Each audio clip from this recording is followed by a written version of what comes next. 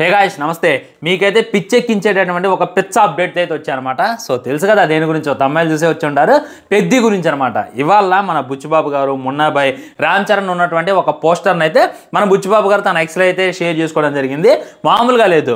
And cinema update అయింది, recent టైమ్స్లో ఏమొచ్చేటటువంటి అవకాశాలు ఉన్నాయి అనేటటువంటిది క్లారిటీగా క్లుప్తంగా మాట్లాడుకునేటటువంటి ప్రయత్నం చేద్దాం. మొట్టమొదట ఈ లుక్ గురించి మాట్లాడుకోవాలి. మామూలుగా లేడు, నిజం చెప్తున్నా. నేను ఇది మీరు మీద డబ్బా కొడుతున్నాను అనుకోండి, ఏదో బానిస అనుకోండి, నేను హానెస్టీగా చెప్తున్నా, ఆఫ్లైన్ లుక్స్లో రామ్ చరణ్ని కొట్టేవాడైతే మన టాలీవుడ్లోనే కాదు ఈ భూమి మీద లేడనమాట. వేరే లెవెల్ ఉంటాడు ఆఫ్లైన్ లుక్లో. మన జానీ విక్ టైప్ ఉంటాడు అనమాట. మన రీసెంట్గా తన లండన్లో చూసుకున్నట్లయితే తను పెట్టు నడుస్తూ ఉన్నాడు. నాకు ఆ పిక్ చూసి వామ్మో హాలీవుడ్ కట్అవుట్ రా ఇది, ఇలాంటి కట్అవుట్ని పెట్టుకొని అసలు యానిమల్ లాంటి సినిమా తీయాలి తనతో, మనం ఇంకా తోపు సినిమాలు తీయాలి తనతో. అలాంటి ఆయనతో ఈ గేమ్ చేంజర్ క్లీన్ షో పెట్టి కలెక్టర్గా ఎలా చూపించావు శంకర్ అని చెప్పి ఖచ్చితంగా అనిపిస్తుంది. ఆ కట్అవుట్ అట్లాంటిది, ఆ వాకింగ్ స్టైల్ అట్లాంటిది.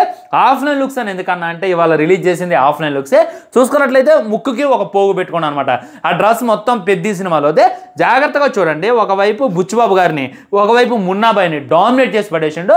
ఇది హానెస్టీగా నేనైతే చెప్తున్నాను, వేరే లెవెల్ ఉన్నాడబ్బా.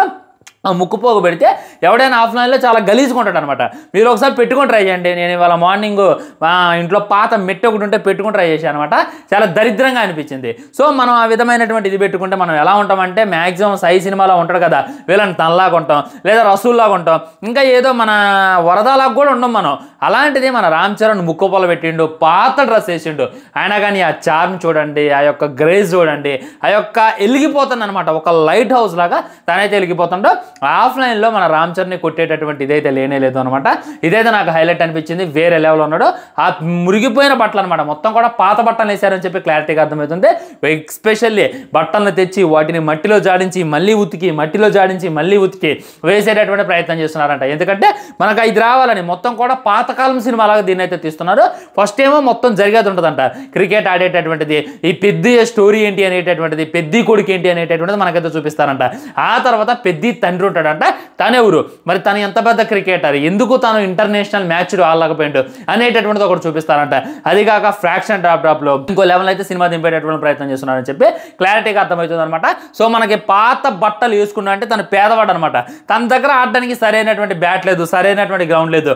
అయినా కానీ ఉరికిచ్చి కొడతాను బ్యాట్ని, అయినా కానీ అంతలా క్రికెట్ ఆడుతున్నాడు. అర్థం చేసుకోండి తను ఎలా చూపిస్తారనేటటువంటిది. సో మనకు ఆ బట్టల్లోనే ఆ యొక్క సినిమా కాన్సెప్ట్ ఏంటి అని చెప్పి సగమైతే అర్థమైపోయింది. ఇంకోటి ఏంటంటే ఈ ఫస్ట్ సింగిల్ని మ్యాక్సిమం ఈ నెక్స్ట్ మంత్లో రిలీజ్ చేసేటటువంటి ప్రయత్నం చేస్తున్నారని చెప్పి క్లారిటీగా అర్థమవుతుంది. ఫస్ట్ సింగిల్ ఆల్రెడీ రెడీ అయిపోయింది అనమాట. ఆల్రెడీ మనకు తెలుసు జాహ్నవి కపూర్ హీరోయిన్గా నటిస్తుంది. తను మరియు రామ్ చరణ్ ఒక మంచి రొమాంటిక్ సాంగ్ ఉందంట. ఆ సాంగ్ అయితే సూపర్గా వచ్చిందంట. వినే కొద్ది వినబుద్ధి అవుతుందంట. సో సాంగ్ అయితే కంప్లీట్ అయిపోయింది. కానీ ఆ లిరిక్స్ రిలీజ్ చేయడానికి, గ్రాఫిక్స్ అయినా ఇంకొన్ని సీన్లు యాడ్ చేయడానికి, స్టోరీ లేని మనకి ఏమాత్రం అర్థం కాకుండా అలా దింపేటటువంటి ప్రయత్నం చేస్తున్నారు. సో పెద్ద ఇంత పేదవాడు కదా, తన లవర్ కూడా ఇంకా పేదరాలా ఉంటుందంట. తనకేసేటటువంటి బట్టలు కూడా నెక్స్ట్ లెవెల్ ఉంటాయంట. దేవరా మూవీలో ఏ జాహ్నవి కపూర్ని అయితే చూసామో ఇంకా అంతకు మించి లోయెస్ట్ జాహ్నవి కపూర్ని చూడబోతున్నాం అని చెప్పి క్లారిటీగా అర్థమవుతుంది. మరి వెయిట్ చేసి చూడాలి. రంగస్థలంలో సమంత అయితే రామ్ చరణ్తో ఏ విధంగా పోటీపడి నటించిందో అదేవిధంగా జాహ్నవి కూడా పోటీపడి నటిస్తుందా లేదా, లేకపోతే మన రామ్ చరణ్ని మళ్ళీ డామినేట్ చేస్తారా అనేటటువంటి దానికోసం అయితే ఇగ్గలే వెయిట్ చేయాలి ఫ్రెండ్స్. ఇదే అనమాట ఫస్ట్ సింగిల్ అయితే వచ్చేటటువంటి అవకాశం ఉంది. ఇంకా 50% షూటింగ్ అయితే ఆల్రెడీ కంప్లీట్ చేసేసారంట. మ్యాక్సిమం షూటింగ్ అయితే ఏది కూడా బ్యాలెన్స్ లేదు, కానీ ఇంకొద్దిగా 50% అంటే సాంగ్స్ ఉన్నాయనంట, అండ్ క్లైమాక్స్ ఫైట్ ఉందంట, ఇంటర్వెల్ సీక్వెన్స్ ఉందంట. ఇవన్నీ కూడా మెయిన్ కట్టాలంట. ఆల్రెడీ ఆల్మోస్ట్ ఒక సెట్ వేశారంట. ఆ సెట్ వేయడానికి 5 కోట్లు ఖర్చు చేశారంట. ఓ క్రికెట్ స్టేడియం లాంటిది అరేంజ్ చేశారంట. చుట్టూ చూసుకున్నట్లయితే వేరే కంట్రీస్ నుండి వచ్చిన వాళ్ళని కూర్చోబెట్టారంట. అక్కడ లండన్ వాళ్ళతో క్రికెట్ ఆడటం అంట. ఆ తర్వాత మంచి ఫైట్ ఉంటుందంట. 200 మందిని మన పెద్ద చూసుకున్నట్లయితే తన బ్యాట్తో ఇరక్కుట్లు కొడతారంట. ఇదంతా కూడా సినిమాలో భాగమంట. ఇది ఏది కూడా బయటికి రాకుండా వీళ్ళు ప్లాన్ చేస్తున్నారు, కానీ అయినప్పటికీ బయటకు వచ్చేటటువంటి ప్రయత్నం చేస్తుంది. ముందైతే క్రికెట్ జరిగిద్ది, ఆ తర్వాత ఇంకా చాలా పెద్ద ఫైట్ ప్లాన్ చేశారని చెప్పి క్లారిటీగా అర్థమవుతుంది. సో ఇది ఫ్రెండ్స్ ఈ రోజు పెద్ద అప్డేట్స్ అయినా. ఈ లుక్ ఏ విధంగా అనిపించింది, రామ్ చరణ్ గ్రేజ్ అయినా చార్మి అయినా మీకు ఏ విధంగా అనిపించింది? ఒక అభిమానులా కాకుండా, ఒక హేటర్లా కాకుండా జెన్యూన్గా సమాధానం చెప్పేటటువంటి ప్రయత్నం చేయండి. నేను వీడియో స్టార్టింగ్లో చెప్తున్నా, ఎండింగ్లో కూడా చెప్తున్నా, ఆఫ్లైన్ లుక్స్లో రామ్ చరణ్ని కొట్టేటటువంటి ఇదే లేదనమాట. తన డ్రెస్సెస్ అయినా అయ్యప్ప మాల ధరించినప్పటికీ తనైతే వేరే లెవెల్ కనపడతాడు.